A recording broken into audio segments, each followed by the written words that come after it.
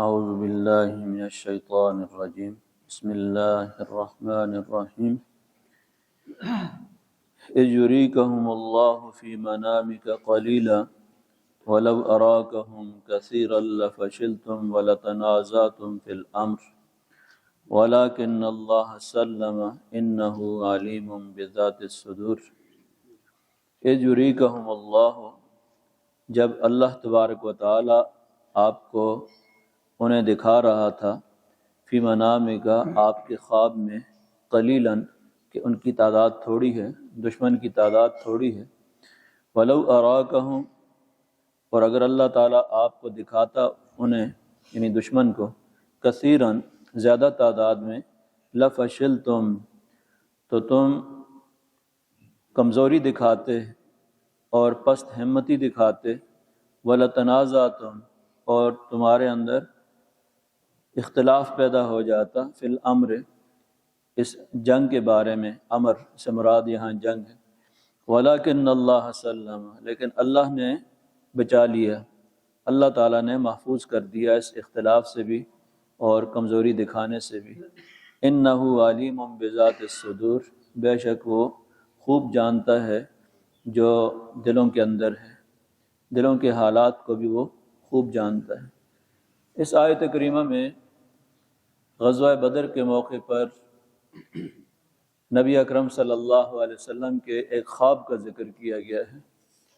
کہ نبی اکرم صلی اللہ علیہ وسلم نے خواب میں دیکھا کہ دشمن کی تعداد تھوڑی ہے، اور خواب کے اندر دشمن کی تعداد تھوڑی دکھانے کی حکمت اللہ تبارک و تعالی نے اسی آیت کے اندر بیان کی ہے کہ اگر اللہ تعالیٰ ان کی تعداد کو زیادہ دکھاتا تو تمہارے اندر لوگ ایسے بھی تھے کہ وہ کمزوری دکھاتے اس کے اندر اور اختلاف کرتے کہ ہم فی الحال جو ہے وہ جنگ نہیں کرتے، تیاری کر کے آئیں گے یا آئندہ سال آئیں گے، اس طرح کا اختلاف پیدا ہو جاتا، لیکن اللہ تعالیٰ نے بچا لیا، ولیکن اللہ سلم، اللہ نے بچا لیا اس اختلاف سے اور کم ہمتی دکھانے سے، اللہ تعالیٰ نے بچا لیا۔ تو یہاں پر اللہ تعالیٰ کی مدد کی یہ شکل بھی ہے کہ نبی اکرم صلی اللہ علیہ وسلم کو خواب کے اندر دشمن کی تعداد کم دکھائی ہے۔ یہاں ذہن میں ایک سوال آتا ہے کہ انبیاء کا خواب تو سچا ہوتا ہے، جس طرح ابراہیم علیہ السلام خواب میں دیکھتے ہیں انی ارا فی المنام انی اذبحک، اپنے بیٹے کو ذبح کرتے ہوئے خواب کے اندر دیکھتے ہیں، تو بعد میں اس کے لیے عملی طور پر تیار ہو جاتے ہیں کیونکہ اللہ تعالیٰ کی طرف سے اشارہ ہوتا ہے اور خواب سچا ہوتا ہے انبیاء کا۔ لیکن وہاں پر بھی آپ نے دیکھا کہ وہ جب تیار ہو گئے تو اللہ تبارک و تعالیٰ نے ایک مینڈے کی شکل کے اندر اس خواب کو پورا کر دیا۔ یہاں یہ بات ذہن کے اندر آتی ہے، ایک سوال ذہن میں آتا ہے کہ انبیاء کا خواب جب سچا ہوتا ہے تو نبی صلی اللہ علیہ وسلم کو یہ تعداد تھوڑی کیسے دکھائی گئی ہے خواب کے اندر؟ تو اس کا جواب یہ ہے کہ نبی اکرم صلی اللہ علیہ وسلم کا خواب تو یقیناً سچا ہے، اس لیے کہ آپ کو جتنا لشکر دکھایا گیا وہی آپ نے بیان کر دیا، دکھایا ہی اتنا تھا، جتنا اللہ تبارک و تعالیٰ نے دکھایا اتنا ہی آپ نے بیان کر دیا۔ آپ کے خواب کے سچا ہونے کے بارے میں کوئی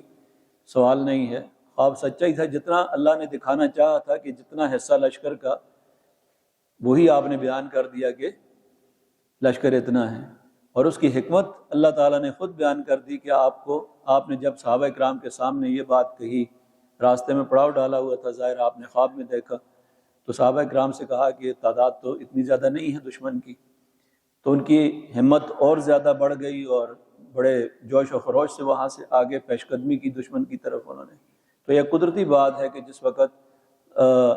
دشمن کی تعداد کے بارے میں یہ علم ہوتا ہے کہ وہ تعداد کم ہے تو انسان کے اندر جوش اور خروش جو ہے وہ بڑھ جاتا ہے۔ تو اس کی حکمت اللہ تعالیٰ نے خود بتائی، وَلَوْ أَرَاكَهُمْ كَثِيرًا، اگر اللہ تعالیٰ آپ کو دکھاتا ان کی تعداد کثیراً زیادہ، لَفَشِلْتُمْ،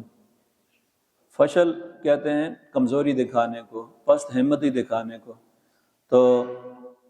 کمزوری دکھاتے تم، ولا تنازعتم، اور تنازع ہوتا، اختلاف ہو جاتا، فی الامر، جنگ کرنے کے بارے میں کہ جنگ کرنی چاہیے نہیں کرنی چاہیے، پھر اس طرح کوئی عذر تلاش کرتے، ولکن اللہ سلم، لیکن اللہ تعالیٰ نے ان ساری چیزوں سے بچا لیا۔ اللہ تعالیٰ کا انتظام یہ تھا کہ اس وقت جنگ ہو کر رہے، دونوں فوجیں آپس میں ٹکرائیں، تصادم ہو، اور جنگ کے مقاصد حاصل ہوں کہ حق کو بھی واضح ہونا چاہیے اور باطل کو بھی واضح ہونا چاہیے۔ یہ مقصد تھا اللہ تعالیٰ کا اس جنگ سے۔ تو بہت سی چیزیں ایسی ہوتی ہیں جو محض دعوت اور تبلیغ سے نہیں ہوتی، جو جنگ کے ذریعے ہو سکتی ہیں۔ تو غزوہ بدر کے جنگ کے جو مقاصد ہیں ان میں سے ایک بڑا مقصد یہ تھا لِيُحِقَّ الْحَقَّ وَيُبْطِلَ الْبَاطِلَ، کہ حق پوری طرح روز روشن کی طرح واضح ہو جائے، دلیل کے ساتھ واضح ہو جائے، سچائی بھی، اور کفر جو ہے اس کا باطل ہونا بھی پوری طرح واضح ہو جائے۔ تو وہ جب تک کہ دونوں فوجیں نہ ٹکراتی تو اس وقت تک یہ ممکن نہیں تھا۔ یہ انتظام اللہ تعالیٰ نے کر لیا۔ اِنَّهُ عَلِيمٌ بِذَاتِ الصُّدُورِ، وہ خوب جانتا ہے دلوں کے حالات کو، وہ دلوں کے حالات کو جانتا ہے کہ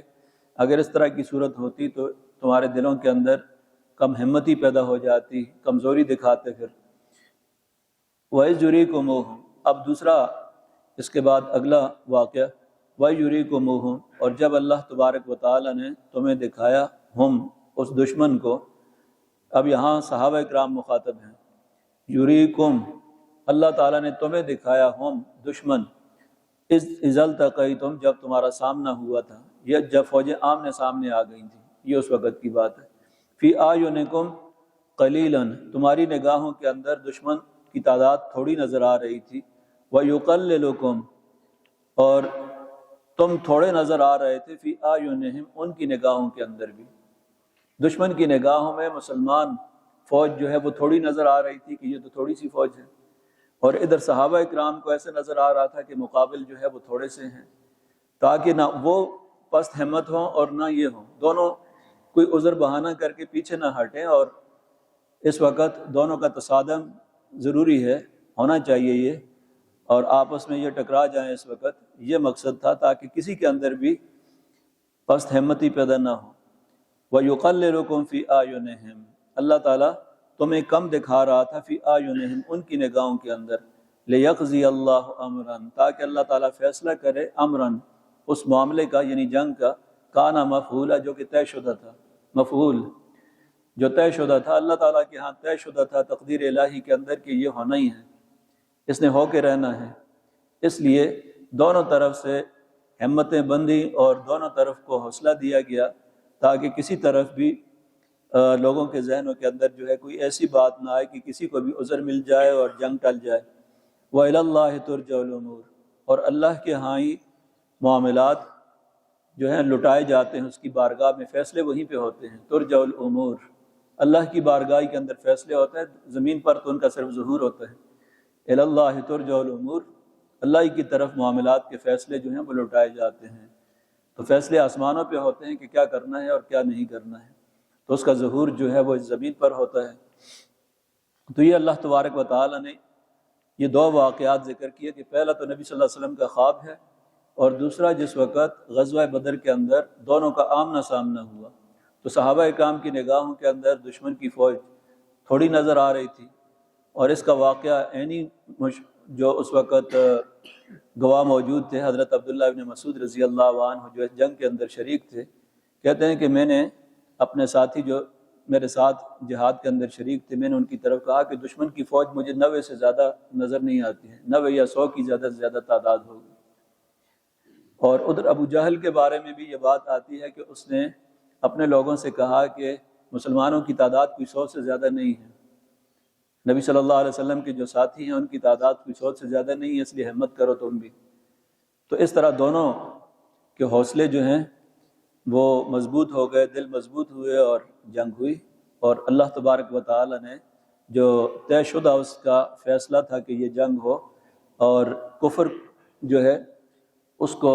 اللہ تبارک و تعالی نے اس پر کاری ضرب بھی لگانی تھی، لیسخن فی الارض، کہ اللہ تبارک و تعالی اچھی طرح کچل دے ان کو جو کفر کے بڑے بڑے سردار ہیں، کفر کے سرغنے ہیں، جنہوں نے 13 سال تک مسلمانوں کا جینا دوبر کر دیا تھا، ظلم و ستم کی انتہا کر دی تھی۔ اب ان کو اپنے مزہ چکھنا چاہیے ان کو، اس لیے اللہ تبارک و تعالیٰ کا یہ فیصلہ تھا کہ یہ اب ہو جانا چاہیے۔ وَإِلَى اللَّهِ تُرْجَعُ الْأُمُورُ، اور اللہ ہی کی طرف معاملات کے فیصلے لوٹائے جاتے ہیں، وہی فیصلے کرتا ہے ان چیزوں کو۔ الحمدللہ رب العالمین۔